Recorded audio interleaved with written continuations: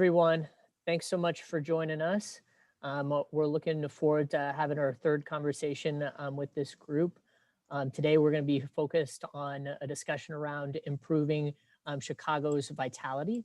Just a quick overview of the agenda. We're going to have the mayor's chief operating officer, Paul Goodrich, kick us off. He's going to pass it along to Samir to talk a little bit about economic and business development investments, and then we'll turn it over to Taya Crum from UIC to lead our discussion as always.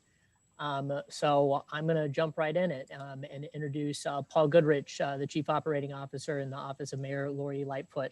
Paul? Thank you very much, JD. Really excited to be here and really excited to welcome you to this ongoing process as we develop and implement the mayor's budget. I think it's really important. The title of this is Chicago's Vitality, but also to understand that the mayor really has three strategic priorities: youth and families, hardest hit communities, and Chicago's vitality. These all work together, and it's a process of building how we're going to help stand up this three-legged stool. So I'm very excited to hear the commentary and the input, and know that the input is very important for us all. So with that, I'll pass it over to my colleague Samir. Thanks, Paul, and good morning, or I should say good afternoon to everybody. Let me pull up my screen here, see if I can figure this out.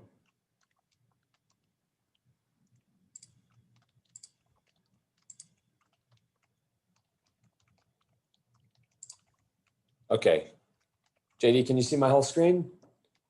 Looks good. Thanks, everyone. I wanted to focus on economic development. So I lead economic development for Mayor Lightfoot. And, this is a really important topic as we think about coming out of COVID and as we think about economic recovery. Chicago is really in a leading position as we think about how the economy is doing coming out of COVID. Now, it's never going to be good enough. There's 10 million unemployed people all around the country. But Chicago currently has the lowest unemployment rate of any large city, the highest consumer spending growth rate. And we've published some of the first recovery plans that any city has published. So the mayor and our team, continually gets phone calls from big city peers, New York, LA, asking us, tell us more about your recovery plans because you're doing something right in Chicago. So what I wanted to focus on is some of the things that we've done during the course of the pandemic to put us in that situation in terms of being a leading city of recovery. And then hopefully that can inform how we think about the budget this year and the deployment of the American Rescue Plan funds. So the first thing I wanted to focus on is the Invest Southwest program. For those of you who don't know, this is Mayor Lightfoot's signature neighborhood economic development program.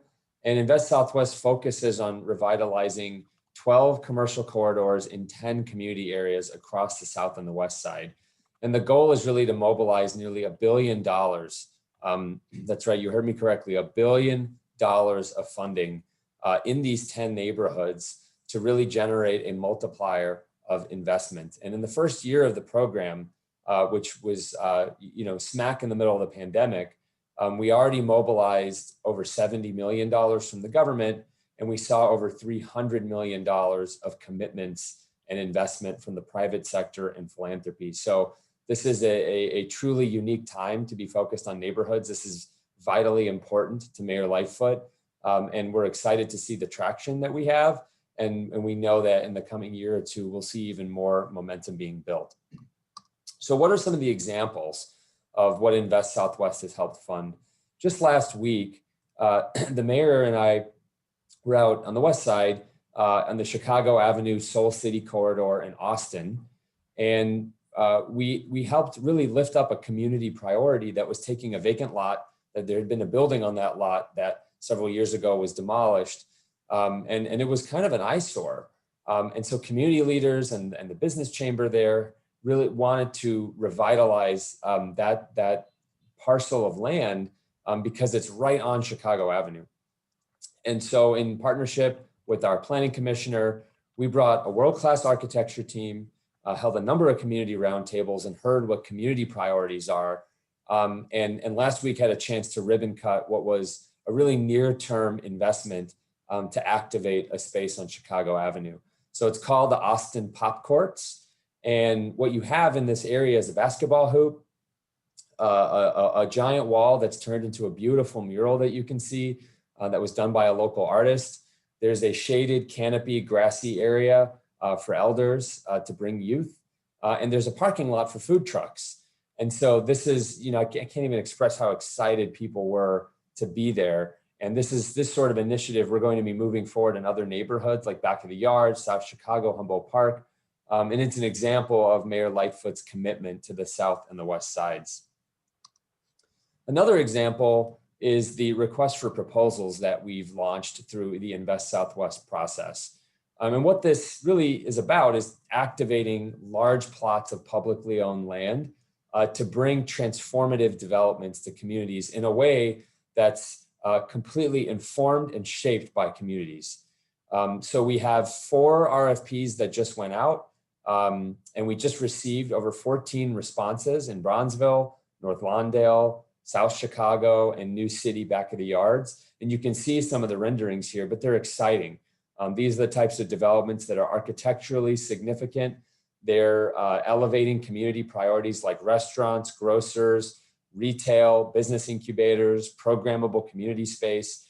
And we have some really serious developers who are partnering with community members to get these developments moving forward. So we hope to make these announcements after these projects are down selected to winners. And we have members of the community helping select the winners. So, this is really an evidence of transparency and Mayor Lightfoot's commitment to doing things a new way when it comes to neighborhood development. So what I've just covered is a very near-term investment in the pop courts. And now these projects, which are each over $20 million of investment, are more in the medium long-term sort of investments. Now, if we go back to the pandemic, one of the things that was important to the mayor is that we set the bar and really become a pace setter in how we respond to the pandemic.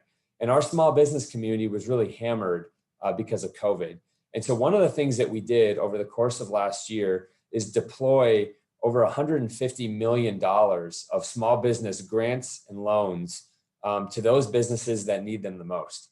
And as you see here, one of the things I'm always focused on is how do we do versus our big city peers?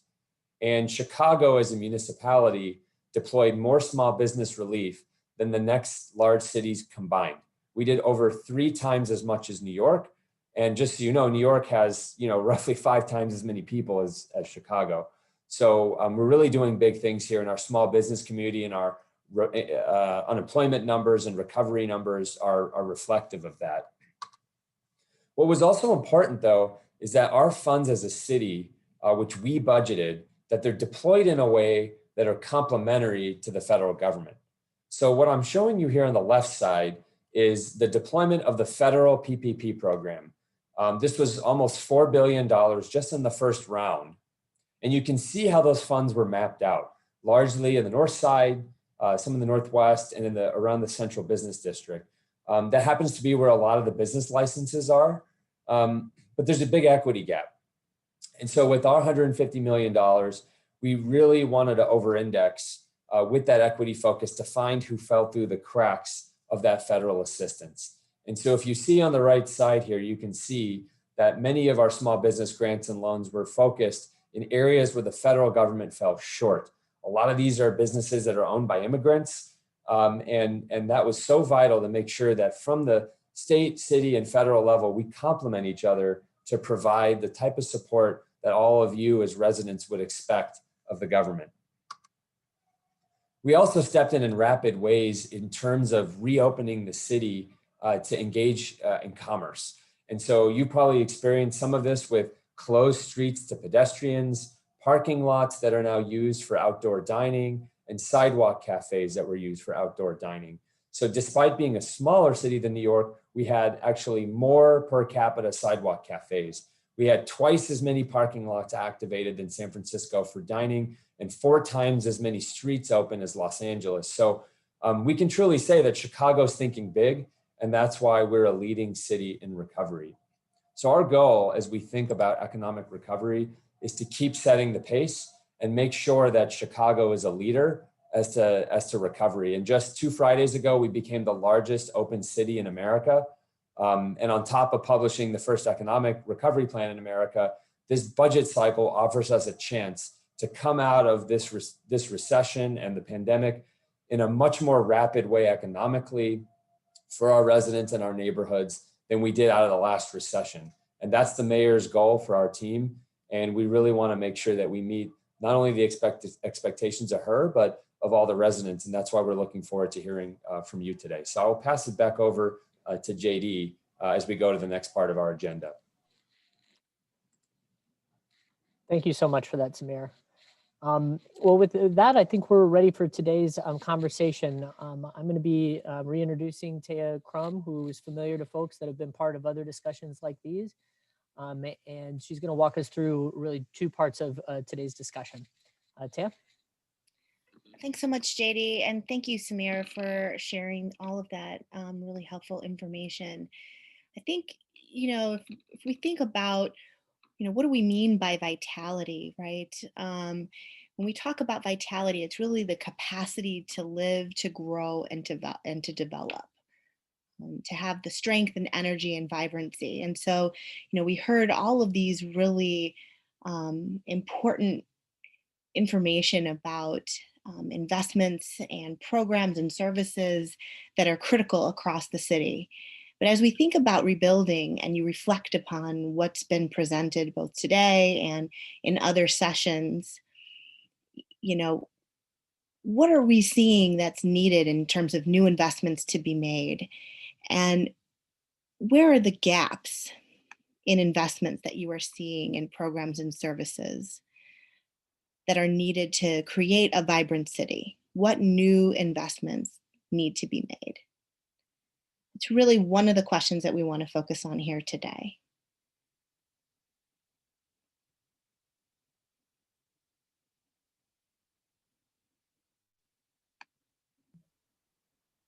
Are you opening that up for everyone to? Yes, Victor, we would love to hear from you. Okay. Wow. It seems that, when you have in places in the city, some of the basic needs that people have are not being met. There are several things that come to mind. I mean, one of them is obviously, for basic survival, people need clean air, clean water. They need food, medicine. So the lead pipe issues, the food and pharmacy deserts. My own opinion personally is that if the private sector won't step in and make sure that there's food in areas and communities and pharmacies, then that maybe is a place where government should step in. I mean, maybe our own public health department should open pharmacies and pharmacy deserts. Maybe there needs to be some, cooperative food businesses opened up that can support communities. Certain communities have mental health resources. I know the mayor has another whole mental health thing going on. But when you have like Streeterville and Gold Coast have over 100 psychiatrists, and then you have the west side of Chicago only has 1 or 2. I mean, that's a big issue.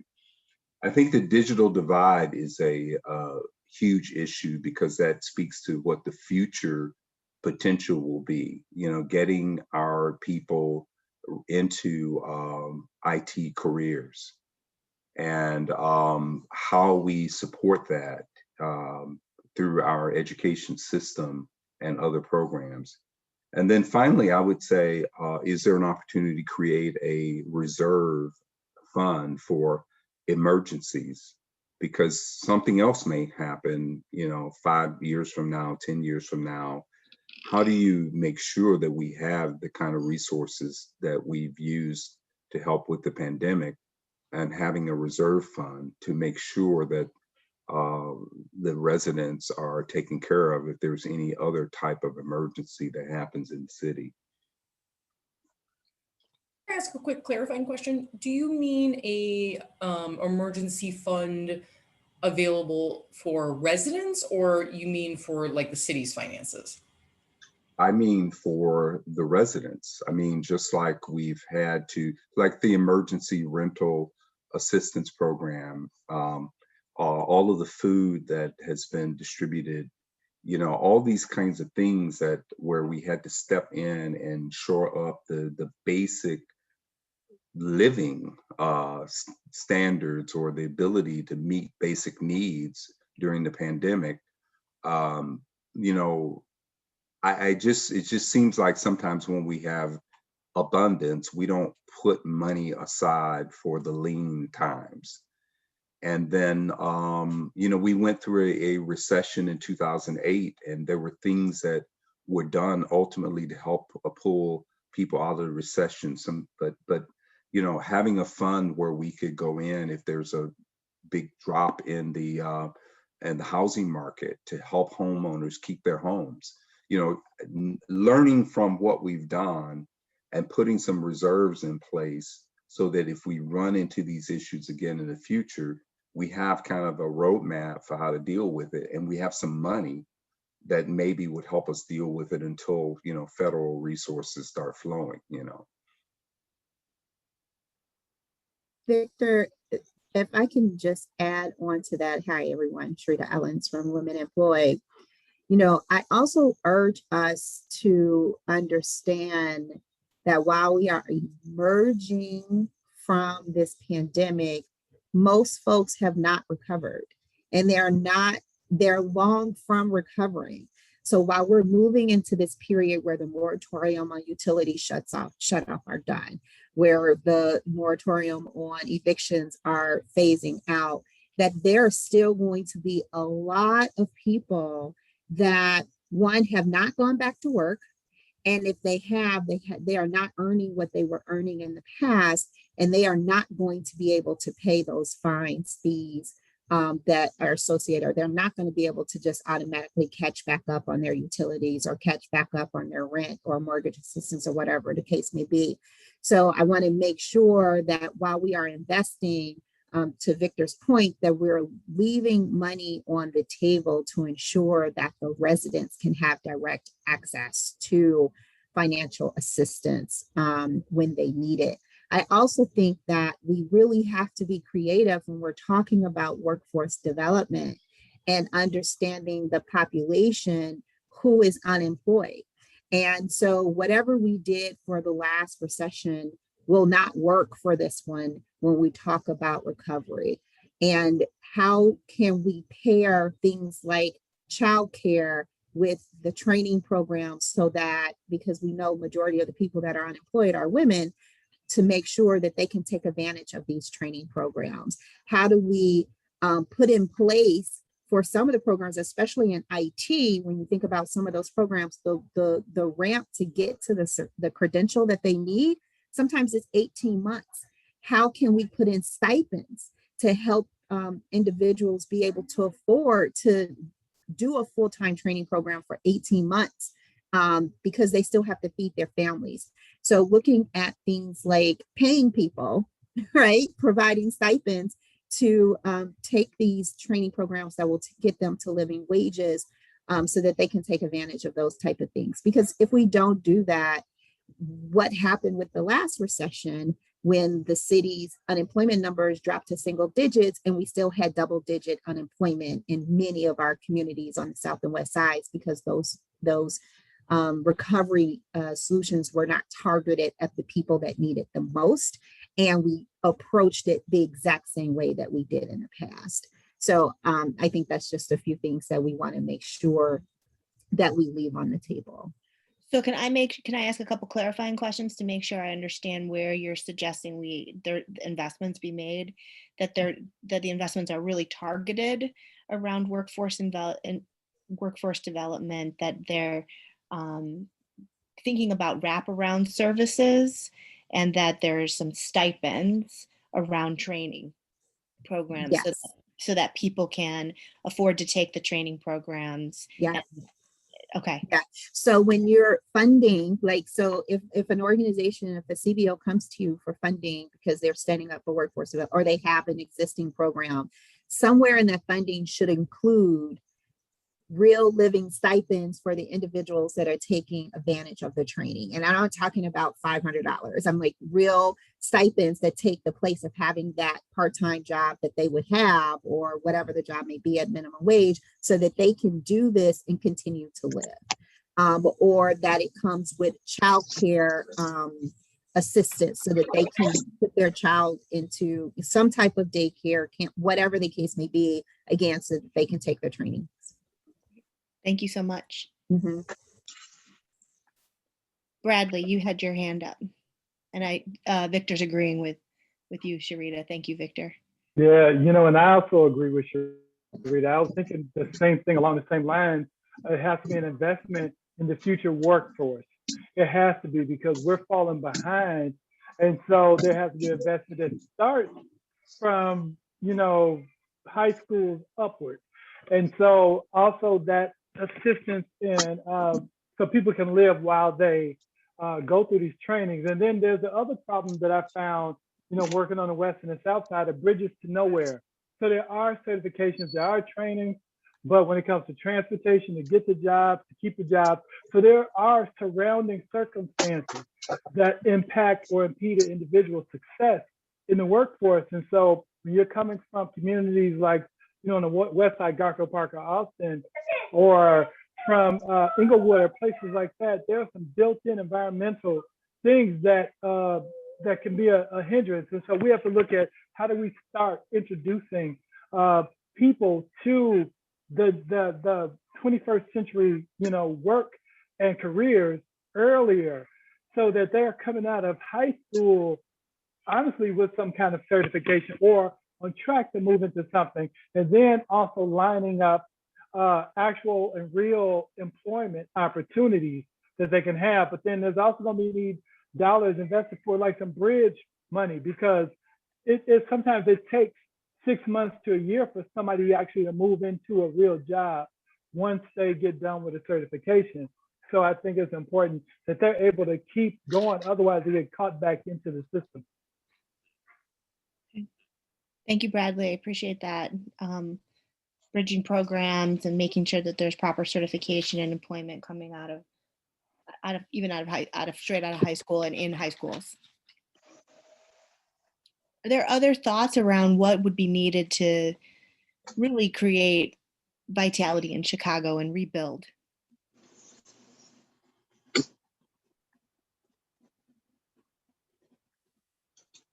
Victor's saying tech must be a focus, and he's including a report, sharing a report for us to take a look at out of the Dutch Bank.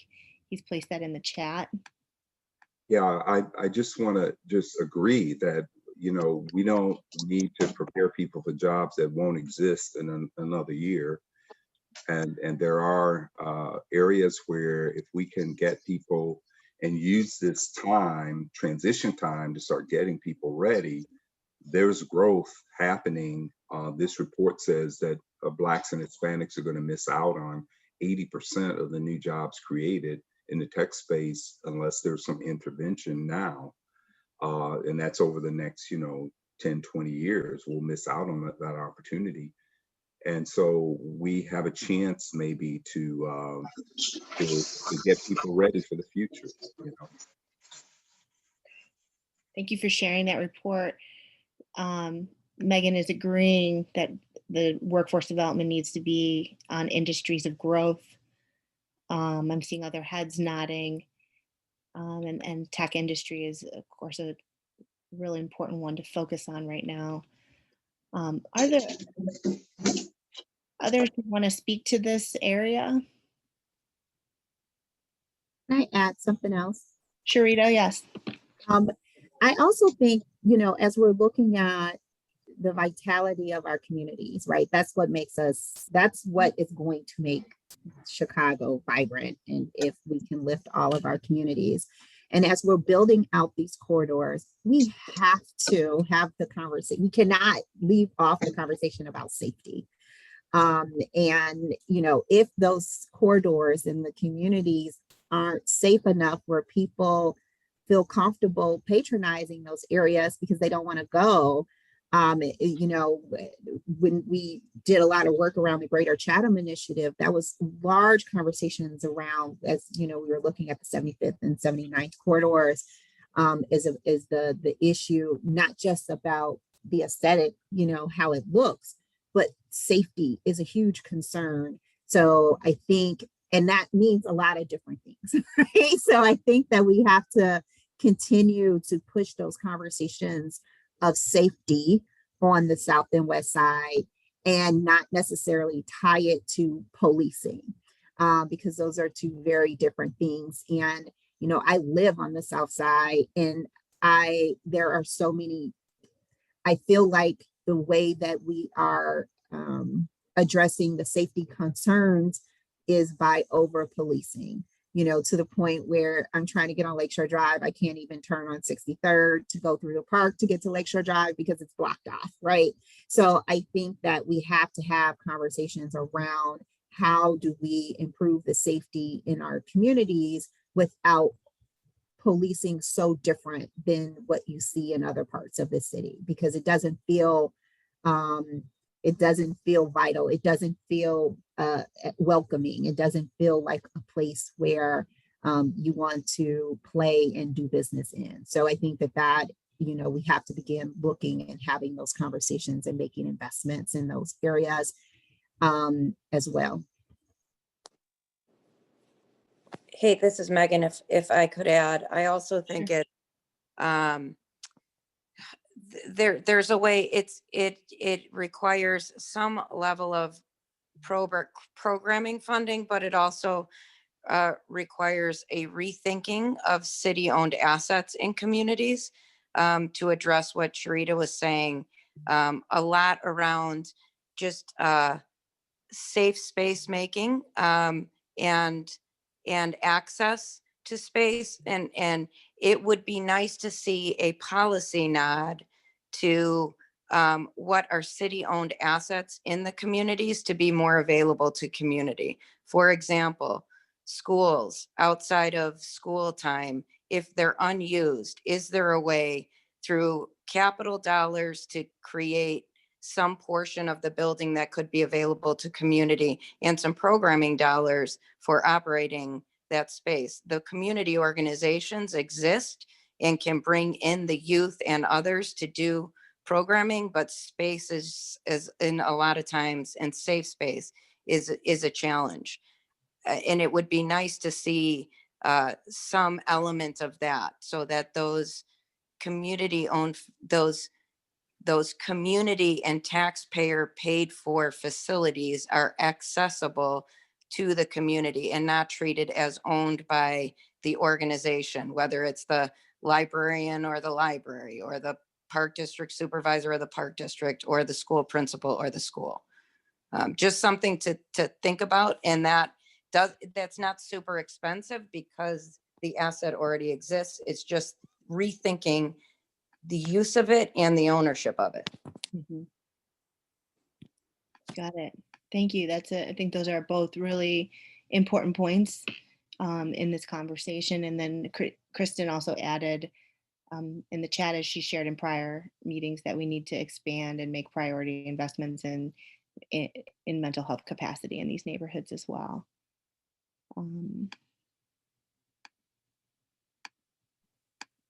Well, these are really rich and important in priority investments that people are really talking about here. I think they're really critical for us in this conversation. Jonathan, yes. Yes, hi, I'm Jonathan Vanderbrug, and I'm with Arts Alliance Illinois, and we've been on at least one other budget hearing, and so we really appreciate this opportunity. When we talk about vitality, I think arts and culture are indispensable to that. It's part of our identity and our cultural heritage as a city. New York City may have more people than we do, but they don't have a better art scene. We are second to none when it comes to arts, particularly when we look at the south side and west side of Chicago. When it comes two assets. Arts and culture are one of the many assets in those neighborhoods. And we have some, not just of the nation's best artists, but I would say the world's best artists in those neighborhoods, some phenomenal leaders in worldwide in the arts sector, but we have to invest in them. We have to. You know, right now, our city's investment with the arts recently has topped out at 50 million. New York City passed a budget after COVID that funds the arts at 190 million. And we're going to lose talent to these cities and states, lose artistic talent if we don't invest.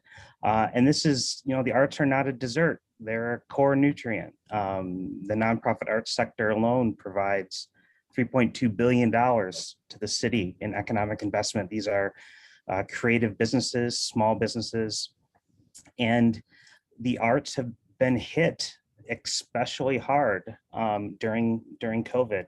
There's no takeout in the arts. There's no curbside service in the arts, and we have been, you know, completely closed. Although the reopening is happening, the cuts have been extremely deep in terms of economics, and so we really urge the city, if it wants to come back in full and be truly vital, that it hooks into the economic power and the cultural power of the arts, and to help drive that economic development in terms of creative businesses. So again, we would just urge the city to look at these art funds and to invest significantly in the arts so that our city's vitality can come back even stronger. Thank you, Jonathan. I think I remember from the last call that specifically you were looking at investments in a wide variety of areas, including, you know, theater, arts employment, youth programming. There was a lot of really great specific suggestions that you've given. So I really want to honor that and thank you for that. Victor, I'm going to take you and then I'm going to pivot to our next question. Okay, well, real quick, I'm on the Equity Advisory Council, and I think embracing the equity framework and the principles that are being developed by that group is very important as well for the vitality of the city. And having all of city agencies embrace that and sign on to that, I think would be really critical. The last thing I will mention, which is kind of more in the Safer Foundation wheelhouse, the Department of Justice, I met with them a few months ago, and they mentioned that Cook County and Chicago have the largest reentry population in the entire country. And people in this population are disproportionately represented in almost every social economic issue, whether it's poverty, homelessness, unemployment, drug issues, mental health, etc. So recognizing that and really making sure that we put resources into supporting those returning residents is something that would benefit the city greatly. So I would hope we would put that on the map somewhere. Absolutely, you just did. Yeah, thank you for that. I think that's really important, and I'm glad you elevated that. Thank you for making sure that that got it on, not just on the map, but in the notes, both. So I think, you know, the next part of our conversation really speaks to this question of vitality, but also I think to the questions of equity too. You know, vitality is also about how effective and efficient the delivery of programs and services are. So, you know, if people can't access programs and services, that is an equity issue. And as you've heard before, we held internal focus groups with commissioners, and they shared some of their challenges and input that they needed from the community. And we had three main themes that emerged from those conversations that really were directly about how effectively and efficiently programs and services are delivered. And they include smart city. So if people can't access programs and services, if they aren't aware of them at the time they need them, or if it's too cumbersome to access them, or if they're not in a format that's accessible to people with disabilities, or if they're in the right language. The other main theme that we heard was that there needs to be a responsive city workforce. And, what does it mean to be responsive both day to day and in times of a crisis? So how do we really rethink the kind of city workforce that's needed as we come out of the pandemic? What does that mean? What types of systems do we need to have in place? What kind of hiring do we need to have? How do we maybe rethink the types of positions that are needed and available? And the last theme was better communication with residents. And this is really about how to provide the right kind of information and education about existing programs and services, but not just to relay accurate information, but to do so in a way that's transparent and educates people and builds understanding and a two-way conversation about how and why decisions are made, so that people understand that they're made about specific rules and regulations, but then also can provide feedback and input into that system. So today we want to spend a little bit of time digging a little deeper into each of the three themes that we heard from commissioners. And we've touched on this in previous meetings and asked a lot about barriers and challenges that you've seen in the communities that you work in, about what people have had in terms of accessing programs and services. And so some of what we've heard from you already is the need for a universal application for programs and services, a 211 system that connects to the county, a searchable centralized system for all programs and services that's publicly available, paid community navigators who can help residents, particularly seniors, navigate programs and services, outreach workers who can help get more information and education out to the community about available programs and services, and better accessibility for all things digital, including better language access and making sure that all digital communication is accessible for people with disabilities. So we want to talk a little bit about, what types of investments, other than some of the things that we've already heard, would really help build the city's capacity to better access city services and communicate with residents and between departments about available programs and services. And I'll put the question in the chat and we'll just open it up as we have been.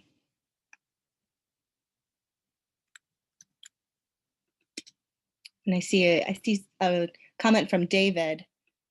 I wanted to follow up on Victor's comments in higher education. We lost students, had to step out from school to support their families. So City Seed paid internships for undergraduate work with small businesses and nonprofits. They are our future. Thank you, David. And Victor's responded, yeah, as well. Okay, thank you.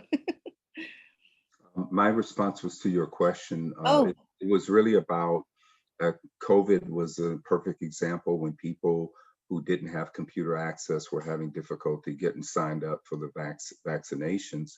So one thing would be, as we have city services and programs, asking that question, what populations and communities within the city are going to have barriers really getting to those programs and services? And then is there something additional that could be offered to help them to get access? So to be thinking about it, I think, is the first step. That some people do face barriers. What do we do to help them? That's really helpful. You see maybe adding that as a question on like certain types of forms, or just where would you put that in terms of how we gather that information from people? Do you have a suggestion around that?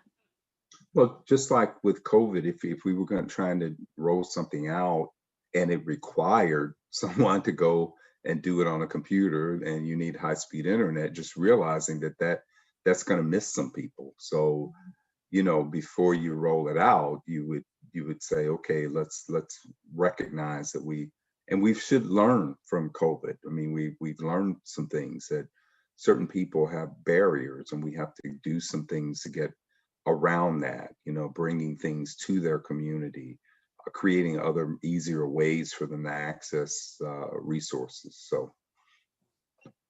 Thank you, Victor. Rick?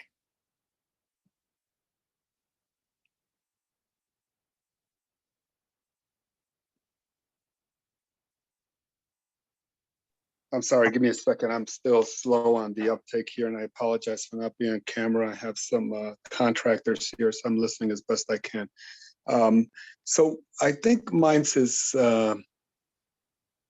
a recommendation around how to get to internships, paid jobs, paid, et cetera, for folks that are returning citizens, but also other young people that are that we're working with in communities, whether it's Safer or other organizations. And this is something I tried when I was on the board of the Cook County Hospital and Health System, and it's to look at our procurement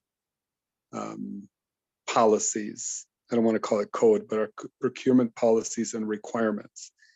And let's say we set a baseline that wherever we give contracts, and I'm making this up as I go along, just like I did for Cook County. Let's say a contract over $4 million with the city of Chicago that comes with a requirement that the company hires a person who is at risk or a person who's a returning citizen. And I don't know that that's ever been tried, but I know that it would apply even to places like Metropolitan and Safer and the other organizations, that if we get contracts of, again, a certain amount, we could collectively decide how much, but then we have a responsibility not only to fulfill our contract, but to hire an intern, a paid intern, or hire somebody from who's a returning citizen or at-risk young person. Yeah, I just urge us to think about holding our contractors accountable in other ways that help community. And so that's something I wanted to put on the table as a possible discussion piece, but an idea to implement, because we know that there are contracts of far more than $4 million. And we should have a responsibility. If we really care about the people we're talking about, then we should walk the talk and bring them on and paid internships. Thank you. I appreciate you adding that to the conversation.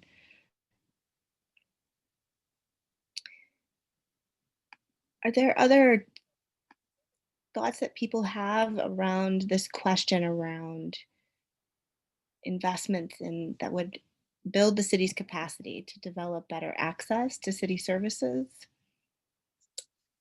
and better communication between departments?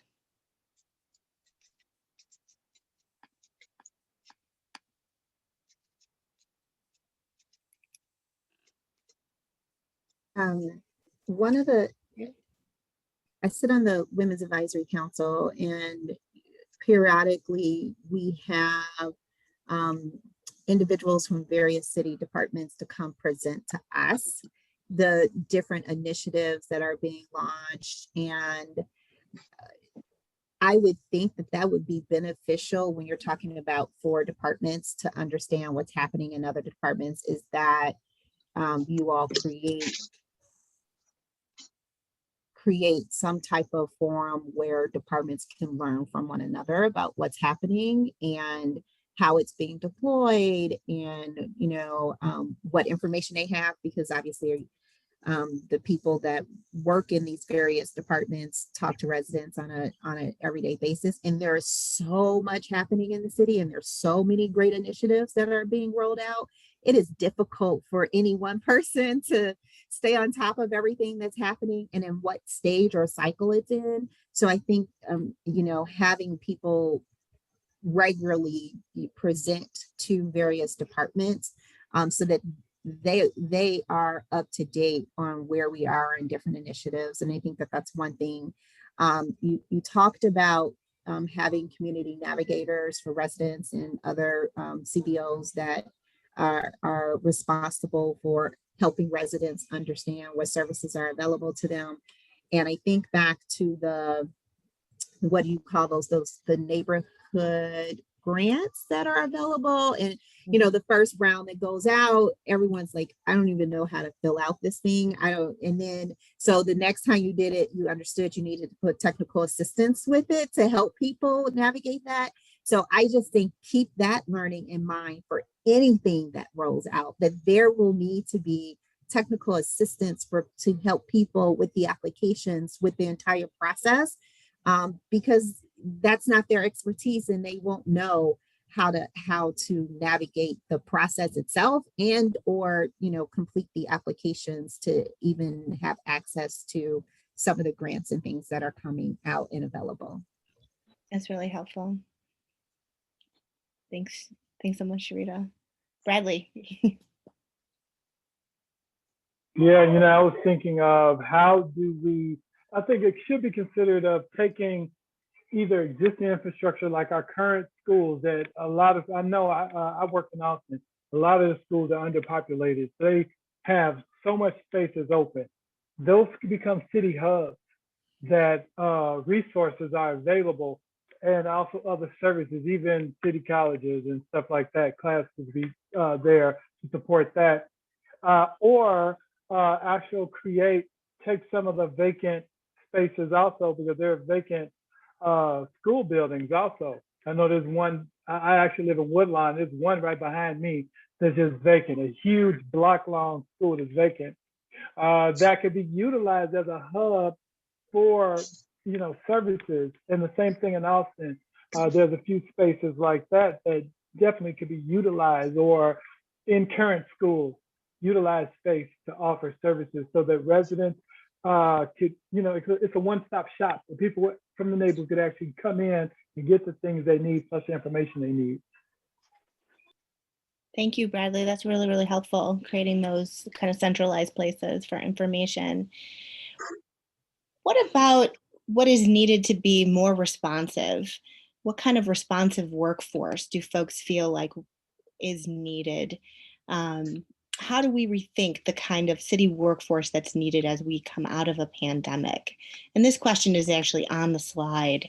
And this part of this, can include some of what we even heard from Victor as he talked about, creating, as we think about what's needed for a sustainable response in emergencies and in crises, what have we learned coming out of the pandemic? And how has the pandemic shifted the needs in terms of the type of city workforce that's needed? We have more things happening on the streets. How does that change the type of inspections that we can do on streets? How does that, all of those things are kind of in flux and shifting and changing. And how do we create the kind of responsive city workforce that's needed in light of the way the pandemic has really changed day-to-day life, and how some of those things will continue to remain moving forward? I'm gonna just jump in here because one of the things I think is important is the equity framework and really ensuring that there is equity in the city in terms of who's employed by the city. So the city workforce right now does not reflect the diversity of the city.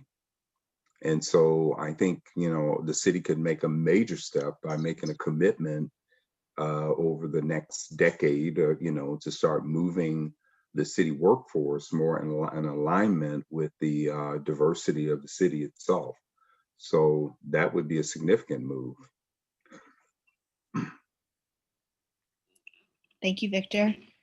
Other things that we've heard in other conversations are, perhaps racial equity impact assessments, things along those lines. I don't know if anything along that resonates with folks.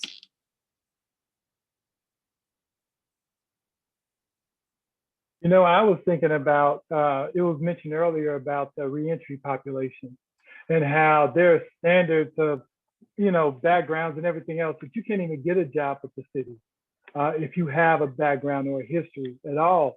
And so, but we've also identified that much of those records are not deserving, and they were targeted due to, racism and other factors. And so maybe revisiting the hiring policies and everything else to make sure that underrepresented populations have a voice in the city.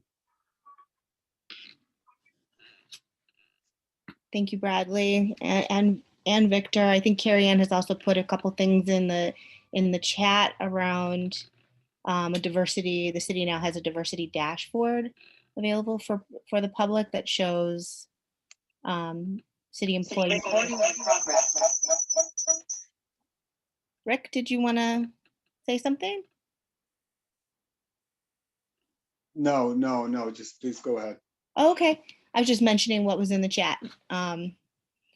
We just have a few minutes left here. I didn't know if anyone wanted to speak at all on responsive workforce, and if not, feel free to jump in on the better communication questions. There's either what education and communication is needed to help people better access services, or what data and information could the city make available to the public to increase transparency. Love to hear your thoughts on any and all of these questions.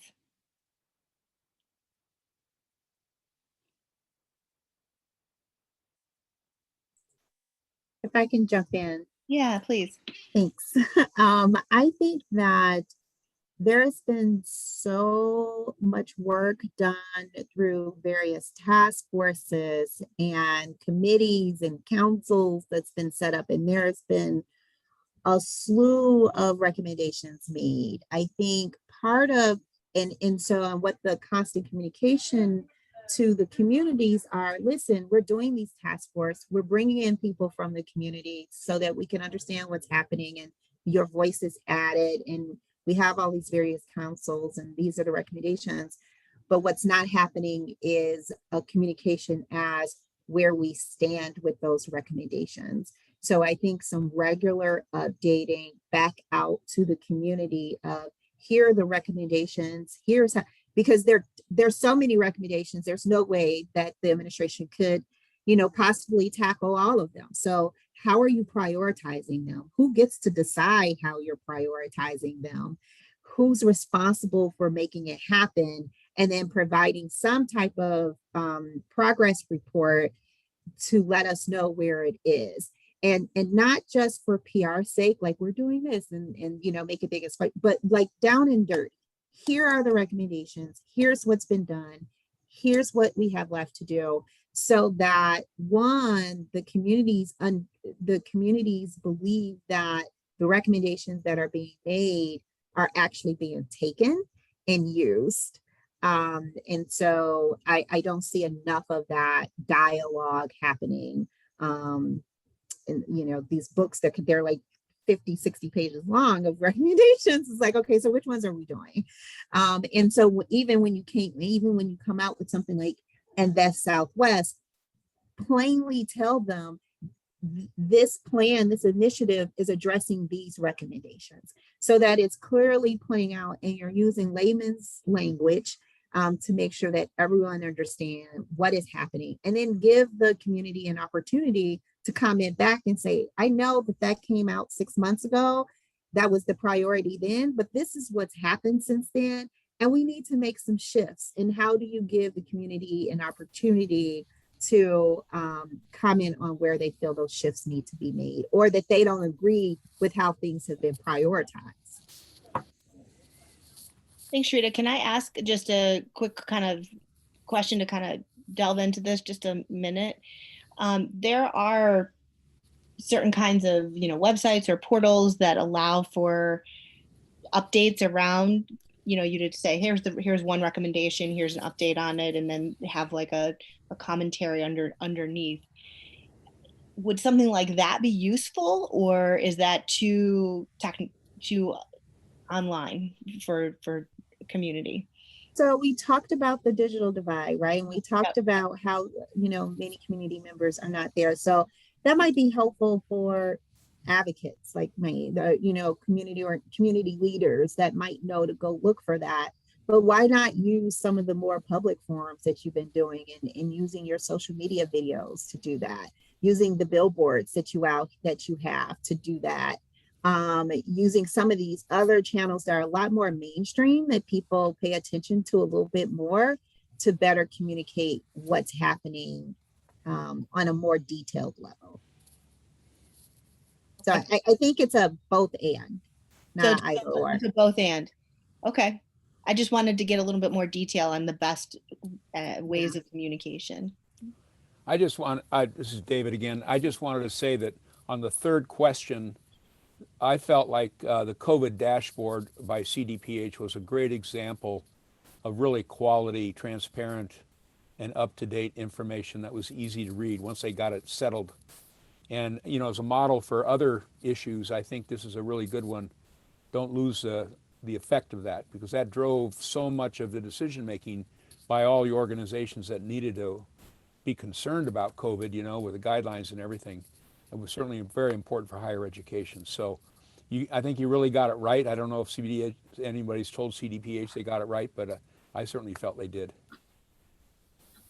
I think to that point, however, I think, sure, the COVID dashboard was outstanding. And I think both CDPH and IDPH did a phenomenal job. What wasn't clear, and where I think where community gets concerned about transparency, is, so how did that actually inform, and can you measure that dashboard helped you determine the formula for funding the highest risk communities? And if it doesn't lead to that, I think that's where you get community to say, well, yeah, that's great information. We know that, you know, the West Side and Little Village and Belmont Cragen were really hard hit, et cetera. But that the money to ameliorate the situation, that follow it because of that dashboard. And just to chime in real quick, I'm going to post some stuff in the chat. They actually did. So CDPH, and maybe this goes to communication. So in addition to the dashboard, they also created equity indicators that followed exactly where resources went. And so those were based on where positivity rates were happening, deaths were happening, hospitalizations were happening. And they actually, I agree with everybody, their data was, it's some of the best data we've ever done and some of the best like dashboards and communication. But I think to pivot back to what Taya is asking about, I think we want to know like what was really successful there and maybe what wasn't. So maybe it was, even though we think we presented data on how we used this information to address where the funding goes or where services are provided, maybe that was a loss. Maybe we focused too much on the outcome data and not enough on the resource question. And then similarly, like, is it too much data? Do we sometimes maybe need to pull back? Because I think I heard some of that. Like, we post a lot on social media, but maybe we need to pull back and focus just on some more key messages. Yeah, I think you're right about that. And again, back to my point, let's just pretend that Austin was the second highest hit in terms of infection rates for COVID and death rates, and a simple message saying, and so we put the second largest amount of funding into those, into Austin as a community. That seems pretty easy to me to figure out.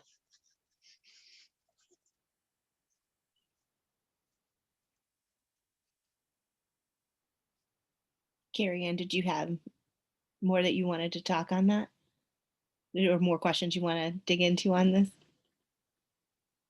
No, I definitely think where we're headed is, I think the city always thinks like, oh, we're putting together these documents and we think that they communicate the message, but it sounds like we miss the mark sometimes. So any feedback that is available in terms of how maybe we can improve on that. Is it too much information? Is it not enough information? Is it not using the right channel? Is it maybe like we're too, I know one of the things that we're always thinking about in the budget office is how do we make it understandable to the public, because sometimes we get caught up in, you know, budget speak and those types of things. So certainly, you know, any feedback on the way in which we're currently communicating and how we can improve that is always helpful. Okay, Bradley, and then I want to be respectful of our time too, and so we'll probably wrap up after that, and I'll hand it back over to JD. Yeah, you know, I do think the city actually did a good job with the COVID communication. Since I'm based in Austin, I know we were able to see a lot of data. We actually got a lot of attention from the city, from CDPH, IDPH, and all those groups based on that, and even some follow-up stuff that took place. that was great. But I do see the other part of the wider communication out to the whole city as explaining what you did and why, so that there aren't individuals thinking that communities that needed services weren't getting it. But because that's good PR, honestly, for the city itself, for the work that it actually took place. But I loved it because it seemed more intimate and more personal, and that it showed a lot of care. So good job. Thank you, Bradley. Well, I just want to take a minute to thank everyone for participating in these calls and for sharing all of your insights, your expertise, your experiences. And, you know, it's really been my pleasure and my honor to be here with you and to be able to participate and share these times with you. And I'm going to hand it over to JD to talk a little bit about next steps and to close us out.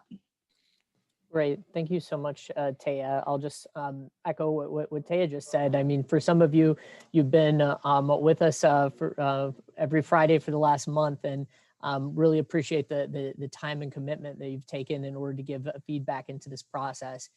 And, you know, we want to make sure that we're demonstrating to all of you that this isn't just going into a vacuum, that we are carefully considering everything that was proposed and working it into the calculus as we decide the 2022 budget.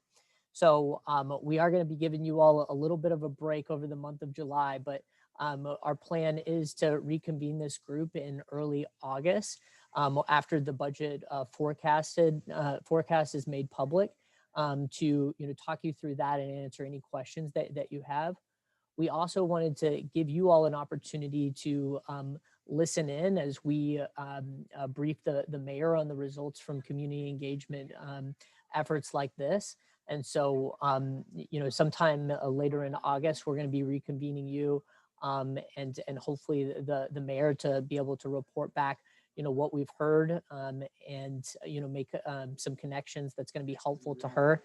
And then finally, after the mayor puts forward her recommended budget, we're gonna be getting together stakeholders and residents in general, and really kind of reporting what we heard in community engagement, what we're able to incorporate into the budget, and any areas that we weren't able to incorporate, be able to speak to why that was decided that way, just to improve transparency and accountability through this process. So, more to come. This is only, kind of wrapping up our first phase of engagement.